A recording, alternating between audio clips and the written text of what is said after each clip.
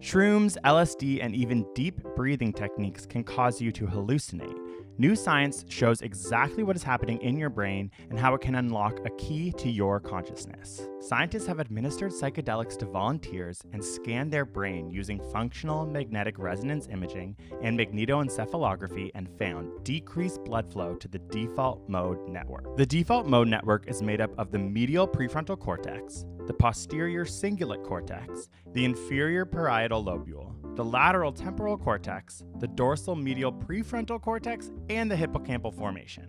This network keeps your brain working efficiently. It's evolved to filter out the vast amount of information coming to your brain by predicting what you need and getting rid of what you don't. If you are met with a new situation, your default mode network will use past experiences to make quick decisions using less energy. It creates the human capacity for self-reflection, planning the future, worrying, and reason. It is where the brain creates the story of who you are as an individual. Common psychedelics such as psilocin or lysergic acid diethylamide are all tryptamines. So is serotonin, which is found naturally in your body. These are organic compounds with a ring of 6 atoms attached to another with 5 atoms, which all have a high affinity for a receptor found in the outermost layer of your brain called the 5-HT2A receptor. Here we have the serotonin in your body, and here we have LSD. The tryptamine core scaffold of the LSD molecule is similar to that of the serotonin in your body. It is attached to an ergoline scaffold connected to a diethylamide substituent. Here we see, because of its similar shape to serotonin,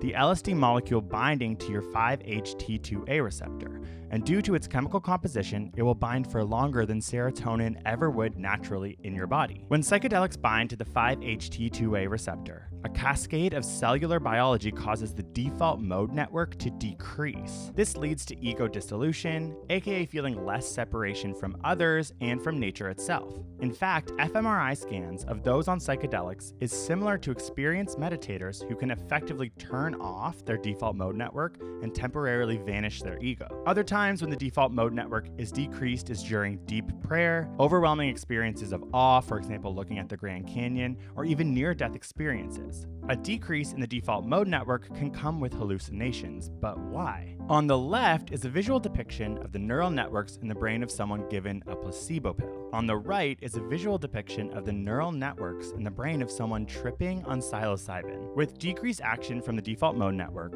your brain is no longer working efficiently. It now has to make sense of increased information and starts filling in the blanks with hallucinations and altered perceptions in order to cope. Living plants might start to grow faces. The brain will never stop trying to make sense of the world, but now it is using new parts of the brain. In fact, people who are colorblind report being able to see certain colors for the first time while on psychedelics. A child's brain is actually similar to an adult brain on psychedelics. As an adult, you have learned through experiences and pruned your neurons to deal efficiently based on past experiences. For kids, most experiences are new. When they encounter a situation, their brain is not efficient, looking more like this graph on the right than this graph on the left. This explains their curiosity, slower processing, obsession with nature, and why they're better than adults at some intelligence tasks involving creativity, or just straight up why kids act like they're on drugs. Existential distress and a fear of dying usually means an overactive default mode network, obsessive self-reflection, a fear of losing consciousness or the ego. This is why in recent years, psychedelic therapy has become a popular treatment for terminal illness and coping with end-of-life fear. Addiction can be related to the story you have built about yourself,